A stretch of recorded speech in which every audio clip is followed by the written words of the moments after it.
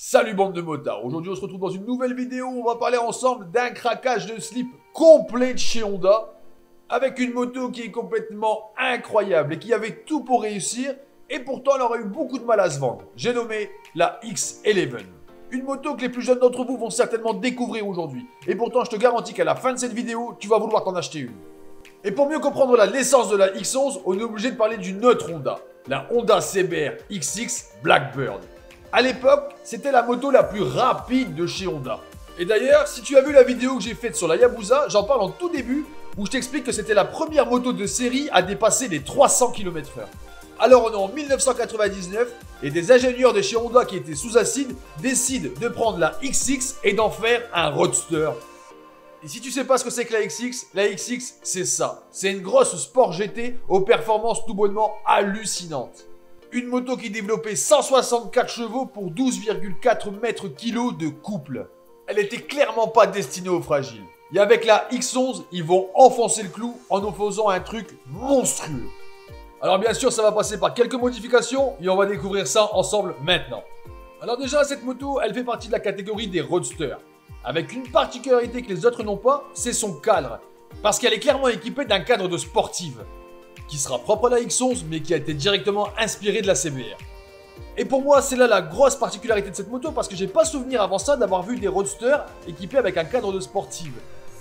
On est d'accord, des gros roadsters bien énervés, il y en a eu plein avant ça. Je pense naturellement aux 1200 bandits, aux ZRX 1100, mais dans la conception de ces motos, on était plus proche de la routière que de la sportive. Et puisqu'on y est, on va parler tout de suite de l'esthétique de cette moto. Cette moto, elle me fait penser à une mode qu'on avait dans les années 90-2000, qui était de dépouiller une moto sportive pour en faire un street. Ça consistait à prendre une sportive, enlever une partie des carénages, enlever les bracelets pour y mettre un guidon, et très clairement, quand tu regardes la X11, c'est exactement ça. Surtout que les mecs qui transformaient leur sportive en street, dans 90% des cas, c'était après s'être cassé la gueule, ça leur a évité de racheter des carénages. Alors c'est sûr, elle n'a pas une esthétique qui plaît à tout le monde. Moi personnellement, ça me plaît beaucoup. Ce côté très énervé sur un roadster, c'est quelque chose qui est de mode maintenant, mais à l'époque, les gens n'étaient pas prêts pour ça. Et c'est une des raisons pour laquelle elle s'est si peu vendue. Et maintenant qu'on a un esthétique bien énervé, on va s'attaquer au moteur. Et on va y foutre un moteur bien énervé lui aussi. Et pour la base du moteur, eh ben c'est simple. On va prendre le moteur du XX qu'on va venir modifier et l'assagir un petit peu.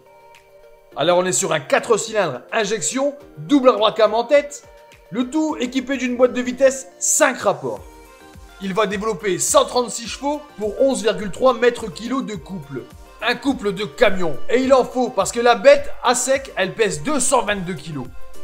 Ce qui lui concède un rapport poids-puissance de 1,63 kg par cheval. Ce qui est déjà très raisonnable. Et en faisant un petit peu des recherches là-dessus, j'ai trouvé pas mal de témoignages de gars qui nous disaient que leur moto sortait plus de chevaux qu'annoncé par le constructeur. Alors j'ai posté un message sur un forum et très gentiment j'ai eu des réponses par des propriétaires de X11 qui avaient passé justement leur meule sur banc d'essai. Et effectivement, cette meule sort plus de chevaux qu'annoncé par le constructeur. Et pour te prouver ça, je te mets en image le compte rendu du passage au banc de la X11 que tu voyais précédemment en vidéo, qui développe 155 chevaux moteur pour 145 chevaux à la roue arrière. Donc même si tu prends la plus petite valeur, eh ben c'est plus que ce que le constructeur annonçait. Une moto pleine de surprises. Et c'est pas fini. Parce que Honda, ils vont venir lui greffer le système Dual CBS. Alors tu vas me dire, mais qu'est-ce que c'est que ça? Alors pour faire simple, ils vont venir mettre un troisième mètre-cylindre de frein sur la moto. Ce qui va te permettre que quand tu vas freiner du frein avant, ça va répartir automatiquement le freinage sur l'avant et sur l'arrière. Et c'est valable dans les deux sens. Quand tu freines de l'arrière, ça freine aussi de l'avant. Alors c'est pas aussi expressif que si tu viendrais à utiliser les deux freins indépendamment l'un de l'autre, mais ça offre quand même une belle assistance. Concernant les freins, à l'avant on est sur deux disques en 310 mm avec des étriers 3 pistons. Et pour l'arrière, on est sur un disque de 256 mm avec un étrier 2 pistons. Et maintenant qu'on a survolé une partie des caractéristiques techniques de cette moto, on va parler de ses performances. Et moi le premier, j'ai été hyper étonné de ce que j'ai découvert.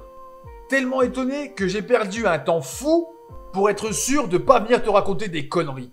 Parce que les performances, elles sont vraiment largement au-dessus de ce que j'aurais pu croire. Et même des motos très sportives et très récentes ne font pas mieux que la X11. Et on va commencer tout de suite avec le 0 à 100. Les données constructeurs nous donnent le 0 à 100 en 2 secondes 9, ce qui est déjà énorme. Sauf que si tu cherches un petit peu sur internet, tu vas trouver beaucoup d'essais chrono qui te disent que la X11, et là accroche-toi bien à ton slip, fait le 0 à 100 en 2 secondes 47. Alors quand j'ai vu ça, j'étais hyper surpris et tu te doutes bien que j'ai cherché un petit peu partout et visiblement cette info elle serait confirmée. Juste pour te donner un ordre d'idée, c'est le même temps que la Kawasaki H2, une des motos les plus puissantes sur le marché actuellement. Et si ça ne te suffit pas, sache que cette moto peut monter à 270 km/h compteur, ce qui équivaut à peu près à 250 km/h chrono. Alors tu vois, quand je te disais que c'était un roadster bien énervé, je te racontais pas de conneries. Et maintenant cette moto, on sait qu'elle a un bon cadre, on sait qu'elle tire fort, on sait qu'elle freine bien, mais le tout réuni, qu'est-ce que ça donne? Eh ben ça donne une moto à la position un petit peu particulière. Parce que c'est une moto qui est très large. Le réservoir il fait quand même 22 litres, ce qui te force à avoir les jambes un petit peu écartées. Alors pour moi qui mesure 1m80, c'est pas un problème. Mais si t'es court sur pattes, bah bon courage.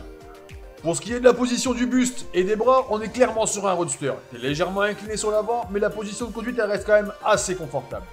La prise en main en général, elle reste quand même relativement facile. On a affaire à un moteur qui est très souple, mais attention parce qu'en ville, le rayon de braquage, eh ben, c'est clairement celui d'une sportive. Ça ne braque pas. Par contre, dès que tu vas sortir de la ville et que tu vas vouloir cruiser un petit peu avec en campagne, elle va être parfaite. Et même si tu es en duo, parce qu'elle a tellement de couple qu'elle n'aura aucun mal à tracter. Tu pourras même lui accrocher une caravane derrière. Et là où elle va être le plus démonstratif, ça va être pendant ta conduite sportive, parce qu'elle va t'arracher les bras. Alors en dessous de 4000 tours, elle est un petit peu creuse, parce que ça reste quand même un 4 pattes, mais passer les 4000 tours, plus tu vas monter et plus elle va être énervée. Et je t'assure que même les sportives vont avoir beaucoup de mal à te suivre. Parce que la X11, elle marie parfaitement le fait d'être une sportive dans un corps de roadster. Et du coup, elle est extrêmement agile, même plus agile qu'une sportive. Mais les performances sont là. Et Honda, ils ont pensé à tout. Parce qu'en dessous de la selle, t'as pas beaucoup de place pour du rangement. Mais tu peux au moins y mettre un slip de rechange parce que crois-moi que des frayeurs, tu vas t'en faire. Au niveau du tableau de bord, on a l'essentiel. Compteur, compte-tour, compteur de trip. Et tout ça sur un fond rouge, ce que je trouve très joli. Le seul truc négatif, c'est qu'il n'y a pas de jauge à essence. Juste un voyant qui t'indique quand t'es en réserve. Et cette moto, elle est extrêmement fiable. La preuve, c'est que pendant sa commercialisation en France de 1999 à 2002, elle a subi aucune modification technique. Avec la petite histoire en plus, c'est que cette moto en réalité elle a été commercialisée jusqu'en 2003 dans le monde entier. Mais comme elle se vendait pas en France, en 2002 ils ont décidé de l'enlever du catalogue. Et si maintenant tu décides de sauter le pas et d'en acheter une, eh ben sache que c'est une très bonne affaire. Parce qu'aujourd'hui sur le marché de l'occasion, t'en trouves entre 2500 et 4000 euros. Et je pense sincèrement que c'est une moto qui avec le temps risque de prendre beaucoup de valeur. Parce qu'elle a été précurseur d'un type de moto qui aujourd'hui est de mode. Je pense naturellement à la Street Fighter de chez Ducati, à la ZH2 de chez Kawasaki, des roadsters très énervés aux performances de sportives.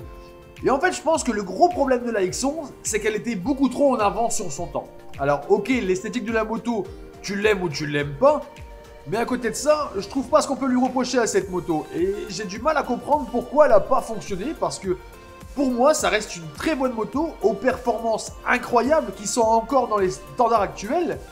Elle est confortable, elle est sécurisante, le système de freinage était quand même assez novateur pour l'époque, même si maintenant c'est devenu monnaie courante. En réalité, la seule chose qui pour moi pourrait expliquer ça, c'était son prix. Parce qu'à l'époque, elle était vendue l'équivalent de 10 200 €, soit 1100 € plus cher qu'un 1300 XJR de chez Yamaha. Et 1100 € en 1999, c'est plus qu'un SMIC. Mais elle était aussi 1000 € moins chère que la 900 CBR de l'époque. Sauf que, étant référencée comme un roadster, eh ben elle était comparée au roadster, et donc forcément elle était plus chère que la concurrence. Pour conclure, je voudrais remercier Cédric et Sébastien qui m'ont fourni des images et avec qui j'ai pu discuter pour monter cette vidéo. Et enfin, si cette vidéo t'a plu, comme d'habitude, tu commentes, tu partages, tu t'abonnes, et moi je vous dis à la prochaine.